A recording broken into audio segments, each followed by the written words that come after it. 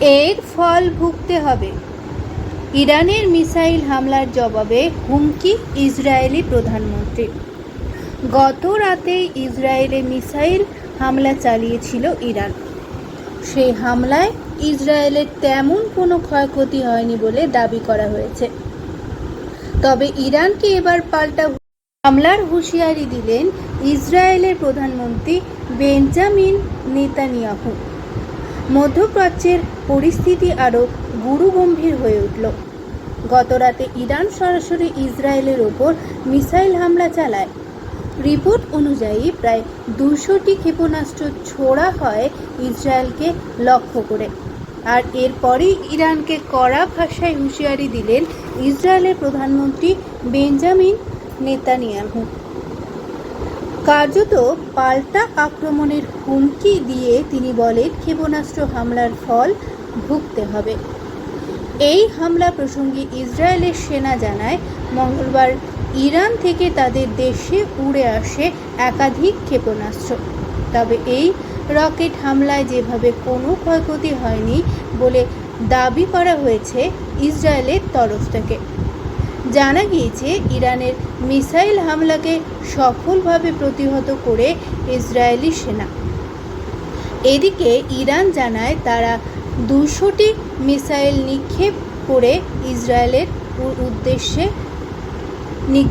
এদিকে ইরানের এই হামলার তীব্র ভাষায় নিন্দা জানায় আমেরিকা। ইরানের থেকে ইসরায়েলের দিকে উড়ে আসা মিসাইলকে আকাশেই ধ্বংস করার জন্য মার্কিন সামরিক বাহিনীকে নির্দেশ দিয়েছিলেন বাইডেন। মার্কিন প্রেসিডেন্ট জানিয়েছেন ইসরায়েলকে সম্পূর্ণ সমর্থন করা হবে।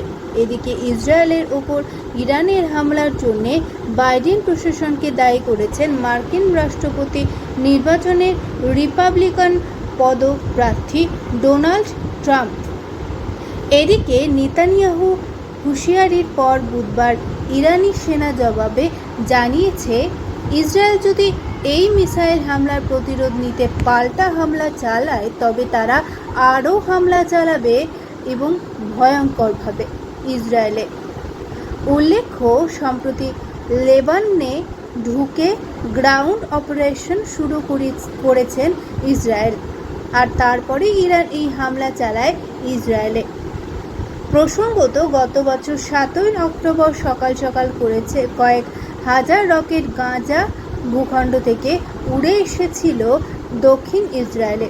কিছু বুঝে ওঠার আগেই মুহূর্তের মধ্যে মৃত্যুপুরীতে পরিণত হয়েছিল ইসরায়েলের বিস্তীর্ণ অঞ্চল। হামাস জঙ্গিরা সীমান্তের কাঁটাতার কেটে ইসরায়েলে ঢুকে পড়ে। অমানবিক তাণ্ডব চালায় তারা। অসাধারণ মানুষকে এবং সাধারণ মানুষকে বাড়িতে ঢুকে ঢুকে খুন করে হামাসের বন্দুকবাজরা। সঙ্গে অনেককেই অপহরণ করে তারা। এরপর ইসরায়েলও পাল্টা জবাবি হামলা চালায়। শুরু হয় যুদ্ধ। কয়েক হাজার প্যালেস্তিনীয় নাগরিকের মৃত্যু হয়েছে। তা কি সাংঘাতিক ব্যাপার! রাত হতেই ইরান থেকে মিসাইলের পর মিসাইল ছুটে এসে পড়ল ইসরায়েলে। নষ্ট হলো অনেক কিছু জিনিস, প্রাণ গেল একটি মানুষের। দেখার পালা কখন ইসরায়েল ইরাকের উপরে হামলা চালায়। আপাতত ইরাক ইসরায়েলের উপরে ক্রমাগত মিসাইল দাগছে। এই মিসাইলে ব্যাপক পরিমাণে ক্ষতি হয়েছে ইসরায়েল। এখন সেই জায়গা থেকে ইসরায়েল ঘুরে দাঁড়াতে পারে কিনা সেটাই দেখার প্রশ্ন। আর ছায়াযুদ্ধ নয়, একেবারে সম্মুখ সমরে ইসরায়েলের মুরগির মতন ক্ষেপণাস্ত্র নিক্ষেপ ইরানের লাগাম কষতে বলে কাকে বার্তা। মঙ্গলবার ইসরায়েলকে লক্ষ্য করে প্রায় 200টি ব্যালিস্টিক ক্ষেপণাস্ত্র ছোড়ে ইরান। ক্ষেপণাস্ত্রগুলিকে আকাশের মধ্যে একদমে মনে হচ্ছে তারা খসার মতো একের পর এক যাচ্ছে। ইসরায়েল বনাম হামাস যুদ্ধ দিয়ে শুরু হয়েছিল 1 বছর আগে। তখন থেকে পশ্চিম এশিয়া ভবিষ্যৎ নিয়ে মত গুনছিলেন অনেকে। গত কয়েকদিন ধরে যা চলছে তাতে সেই আশঙ্কায় সত্যি প্রমাণিত হতে চলেছে। প্যালেস্তাইনের মৃত্যু মিছিল চলাকালীনই লেবাননে হামলা চালিয়েছে ইসরায়েল। হামলা চালানো হয়েছে ইয়ামে।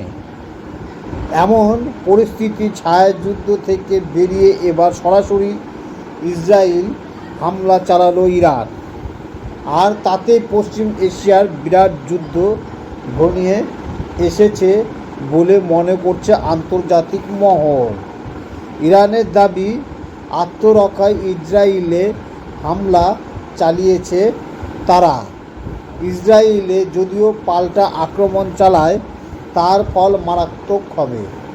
অন্যদিকে ইসরায়েল জানিয়েছে এর প্রতিশোধ তুলেই ছাড়বে তারা।